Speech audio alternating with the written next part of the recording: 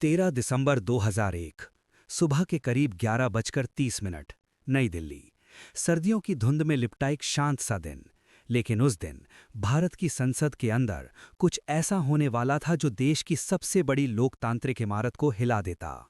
संसद भवन, जहां देश के नेता बैठते हैं, जहां फैसले होते हैं, जहां से पूरा भारत चलता है। उस दिन भी सब कुछ सामान्य लग रहा था। सांसद आ जा रहे थे, सुरक्षा कड़ी थी, लेकिन माहौल सामान्य था। और तभी एक सफेद एम्बेसडर कार धीरे धीरे संसद की तरफ बढ़ती है। कार पर स्टिकर लगा था, जैसे कोई वीआईपी अंदर जा रहा हो। गाड़ी बिना ज्यादा रोक टोक के अंदर की तरफ बढ़ती चली गई। सुरक्षा में लगे जवानों को कुछ अजीब जरूर लगा, लेकिन तब तक बहुत देर हो चुकी थी।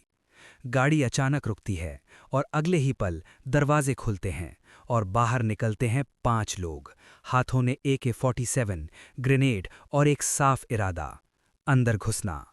पहली गोली चलती है, धड़ धड़ धड़।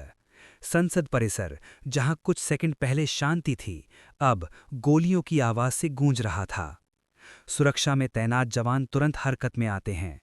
किसी को समझने का वक्त नहीं मिला कि ये क्या हो रहा है, लेकिन एक चीज साफ थी, अगर ये लोग अंदर पहुंच गए तो नुकसान अकल्पनीय होगा। एक महिला कांस्टेबल, कमलेश कुमारी, उन्होंने सबसे पहले खतरे को पहचाना। उन्होंने बैरिकेड बंद करने की कोशिश की, लेकिन उन्हें गोली मार दी गई। वो वहीं गिर गईं, लेकिन उनकी उस एक कोशिश ने कुछ सेकंड दे दिए, और वही सेकंड इतिहास बदलने वाले थे।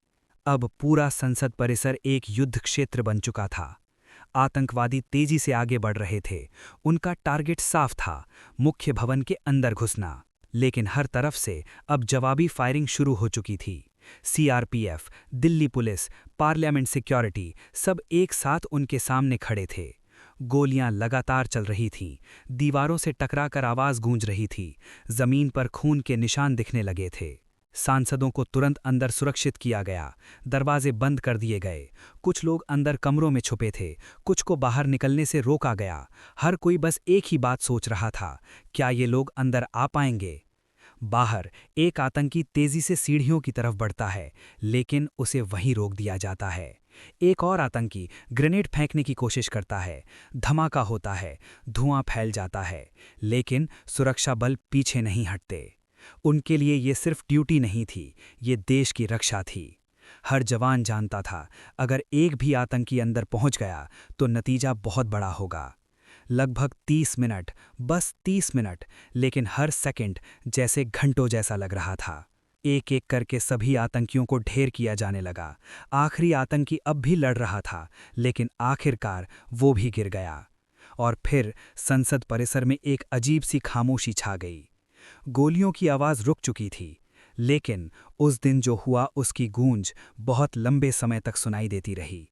इस हमले में भारत ने अपने कई बहादुर जवान खो दिए, लेकिन उन्होंने जो किया वो किसी चमत्कार से कम नहीं था।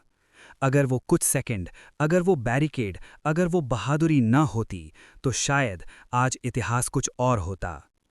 उस दिन सिर्फ एक हमला नहीं रोका गया, उस दिन भारत की संसद, भारत का लोकतंत्र बचाया गया। लेकिन एक सवाल आज भी वहीं खड़ा है, अगर वो गाड़ी अंदर तक चली जाती, अगर वो 5 लोग अंदर घुस जाते, तो क्या होता? शायद उस दिन भारत की कहानी ही बदल जाती। और यही सोचकर आज भी 13 दिसंबर 2001 सिर्फ एक तारीख नहीं, एक याद है, एक चेतावनी है और एक सबूत है कि कभी-कभी कुछ मिनट पूरा इतिहास बदल सकते हैं।